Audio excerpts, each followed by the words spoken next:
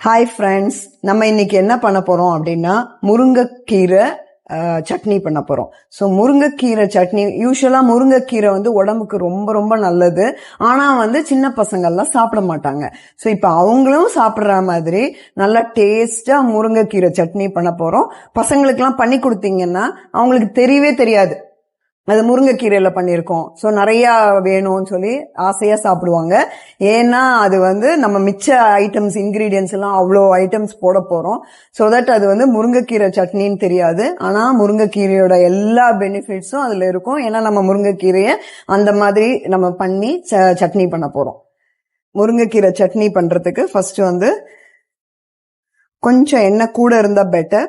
ஏன்னா அந்த முருங்கைக்கீரை கசப்பெல்லாம் தெரியக்கூடாது இல்லையா, அதுக்காக ஒரு 4 டீஸ்பூன் ஆயில் விட்டுக்கணும். ஃபர்ஸ்ட் கொஞ்சம் ஆயில் சூடானோன்னு நம்ம வந்து ஜீரகம் 1 டீஸ்பூன், உளுத்தம்பருப்பு 1 டீஸ்பூன் போட்டுக்கணும். தில் ஆட் பண்றோம். தில் வந்து 2 டீஸ்பூன் தில் ஆட் பண்ணணும். ஸோ தில் போட்ட உடனே நம்ம வந்து பீனட் போடுறோம், கடலை போடுறோம். கடலை வந்து ரா கடலையும் போடலாம், இல்லைன்னா ரோஸ்டடும் போடலாம். ஸோ ரா கடலையா இருந்தா நீங்க கொஞ்சம் முன்னாடியே அதை ஆட் பண்ணிக்கணும், ஏன்னா ஃப்ரை ஆகணும் இல்லையா. ஸோ அதனால நான் இப்போ வந்து ரோஸ்டட் கடலை தான் போடுறேன். ரோஸ்டட் கடலை வந்து 1/2 கப் போடணும். ஸோ அது ஸ்லைட்டா அது ஆல்ரெடி ரோஸ்ட் ஆயிருக்கிறதுனால நான் உடனே வந்து பூண்டு ஆட் பண்றேன். ஒரு 10 பல்லு பூண்டு ஆட் பண்றேன்.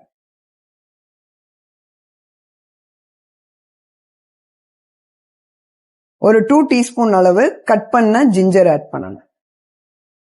சரி, பூண்டு கொஞ்சம் நல்லா லைட்டா வதங்கட்டும்.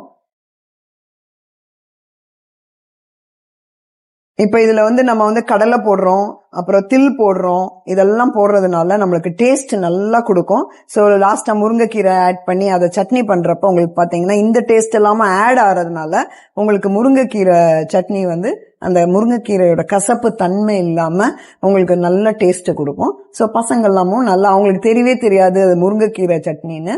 அந்த அளவு நல்லா டேஸ்டா இருக்கும். பசங்களும் நல்லா சாப்பிடுவாங்க அதை. ஸோ முருங்கைக்கீரையில பாத்தீங்கன்னா உங்களுக்கு வந்து அயன் கண்டென்ட் வந்து ரொம்ப ஜாஸ்தி, ரொம்ப நல்லது உடம்புக்கு. முருங்கையில வந்து எல்லாமே உடம்புக்கு நல்லது. கீரை, பூ, காய் எல்லாமே உடம்புக்கு நல்லது. ஸோ கீரையை வந்து இந்த மாதிரி நம்ம கறி பண்ணி சாப்பிடலாம், இல்லைன்னா இந்த மாதிரி சட்னி பண்ணி நல்லா டேஸ்டா இருக்கும், சாப்பிடலாம். கார்லிக்கு இப்போ நம்ம வந்து சின்ன வெங்காயம் ஆட் பண்றோம்.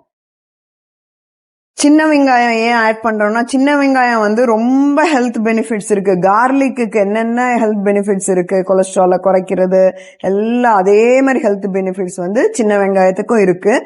அதை வந்து ரொம்ப வதக்கிடக்கூடாது. சின்ன வெங்காயத்தை ஓரளவு டிரான்ஸ்லூசண்டா வர அளவு மட்டும் வதக்கினா போதும். ரொம்ப வதக்கிட்டா அதோட நியூட்ரியன்ட் கண்டென்ட்லாம் போயிடும். அதனால நம்ம வந்து ஓரளவு டிரான்ஸ்பரண்ட் ஆகிற அளவுக்கு நம்ம வதக்கினா போதும். மற்ற பொருள்லாம் போடும்போது அதோட வேற கொஞ்சம் வதங்கிரும். அதனால நம்ம வந்து ரொம்ப நேரம் வெங்காயத்தை வதக்காம கொஞ்சம் டிரான்ஸ்பரண்ட் ஆற வரைக்கும் வதக்கினா போதும். இன்னொன்னு அதுல இருக்கிற நியூட்ரியன்ஸும் போயிடும் நம்ம ரொம்ப வதக்கினோம்னா. பூண்டு லெவல் வதங்க வேண்டாம். பூண்டு லெவல் வதங்க வேணாம். ஏன்னா பூண்டுல கொஞ்சம் காரத்தன்மை கூட இருக்கிறதுனால நம்ம கொஞ்சம் கூட வதக்குறோம். இதுல அந்த அளவு காரத்தன்மை இருக்காது, அதனால கொஞ்சம் வதங்கினா போதும். 3 பச்சை மிளகாய் போடுறேன் நான். 2 கட் பண்ணி 3 பச்சை மிளகாய் போடுறேன். பச்சை மிளகாயும் நல்லா வதங்கணும். ஸோ இப்போ எல்லாமே சேர்ந்து வதங்கிரும். ஒரு 2 நிமிஷம் வதக்கினா போதும்.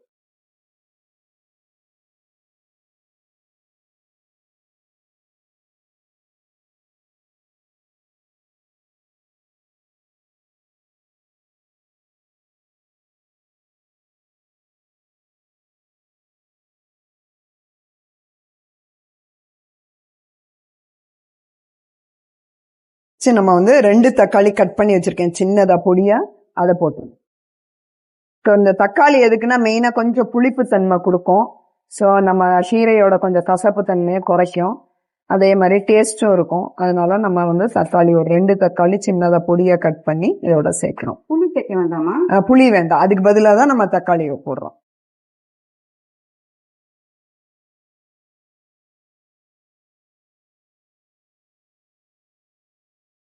வதங்கிடுச்சு நல்லா. இப்ப நம்ம வந்து முருங்கைக்கீரையை ஆட் பண்ணிடலாம். நல்லா இது வந்து முருங்கைக்கீரை வந்து இலைய மட்டும் எடுத்துட்டு நல்லா தண்ணியில கழுவி எடுத்து வச்சிருக்கிற முருங்கைக்கீரை 1 கப்பு ஆட் பண்ணணும். முருங்கைக்கீரை சோ 1 கப்பு முருங்கைக்கீரைக்கு இந்த அளவெல்லாம். அந்த காம்பெல்லாம் வரக்கூடாது முருங்கைக்கீரையில, வெறும் கீரை மட்டும்தான் இருக்கணும். அதை நல்லா கழுவிட்டு ஆட் பண்ணணும்.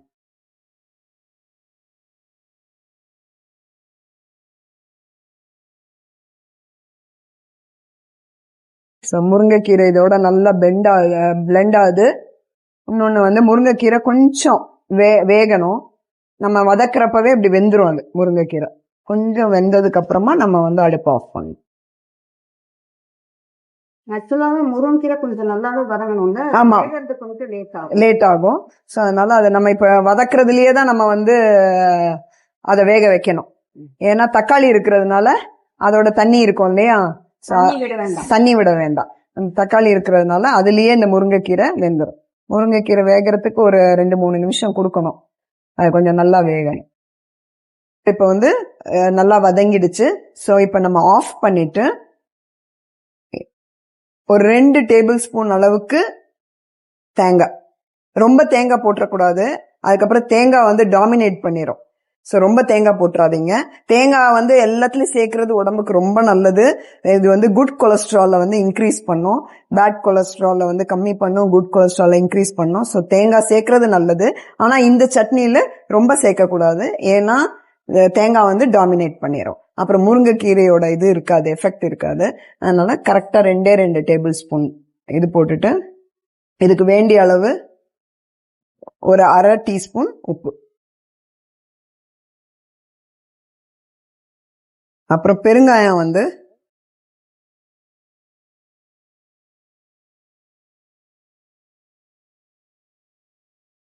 ஒரு 1/4 டீஸ்பூன் வந்து பெருங்காயம் ஆட் பண்ணிக்கணும். இது 3 ஐட்டமும் ஆஃப் பண்ணிட்டு அதுக்கப்புறம் ஆட் பண்ணணும். ஸோ ஏன்னா ரொம்ப வதங்க வேண்டாம் தேங்காயெல்லாம். ஸோ ஆஃப் பண்ணிட்டு ஆட் பண்ணுங்க. இதை இப்போ என்ன பண்ண போறோம், நம்ம அப்படியே கூல் பண்ண போறோம். கூல் பண்ணிட்டு சட்னியை அரைக்கணும்.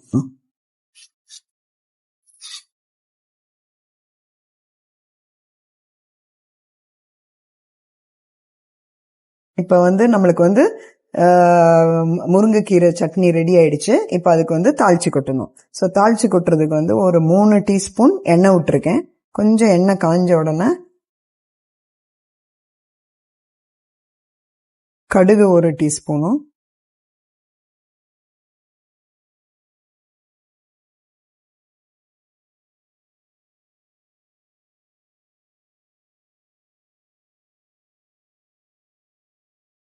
கொஞ்சம் கடுகு வெடிக்கிறப்ப நம்ம உளுத்தம்பருப்பு 1 டீஸ்பூன்.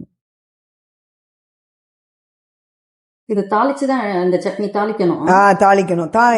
யூஸ்வலா எல்லா சட்னிக்கும் தாளிச்சோம்னா டேஸ்ட் கொஞ்சம் நல்லா கூட கொடுக்கும். ஸோ அதனால தாளிச்சு கொட்டணும். இதுக்கு என்ன நல்லெண்ணெய் ஊத்துனீங்க? நல்லெண்ணெய் ஊத்திட்டு இப்ப கடுகு வெடிச்ச உடனே நம்ம அதை எடுத்து ஊத்திடலாம்.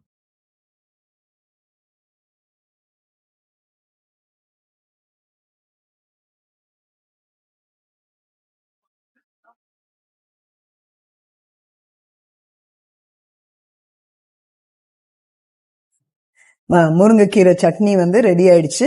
நம்ம தாளிச்சும் கொட்டியாச்சு. இது வந்து ரொம்ப டேஸ்டா இருக்கும். ஏன்னா நம்ம இன்கிரீடியன்ஸ் எல்லாம் நம்ம இது தக்காளி, வெங்காயம், பூண்டு எல்லாம் போட்டு சேர்த்து அரைச்சிருக்கோம். தேங்காயும் போட்டு அரைச்சிருக்கோம். ஸோ அதனால ரொம்ப டேஸ்டா இருக்கும். இந்த கசப்பு தன்மையே இருக்காது. ஆனா வந்து முருங்கைக்கீரையோட நல்ல நியூட்ரியன்ஸ் லைக் அயர்ன் எல்லாமே வந்து நம்மளுக்கு அதுல கிடைக்கும். ஸோ பசங்களும் அதை விரும்பி சாப்பிடுவாங்க. நீங்க இந்த சட்னியை பண்ணி பார்த்துட்டு எங்களுக்கு கமெண்ட் பண்ணுங்க. இந்த சட்னி நம்ம வந்து தோசை, இட்லி, செட் தோசை இது எல்லாத்துக்கும் நம்மளுக்கு வந்து ரொம்ப நல்லா இருக்கும். ஸோ இந்த மாதிரி நிறைய இன்ட்ரெஸ்டிங் ரெசிபிஸ் எங்களோட சேனல்ல வந்துட்டே இருக்கு. ஸோ எங்க சேனலை நீங்க லைக் பண்ணுங்க, சப்போர்ட் பண்ணுங்க, சப்ஸ்கிரைப் பண்ணுங்க.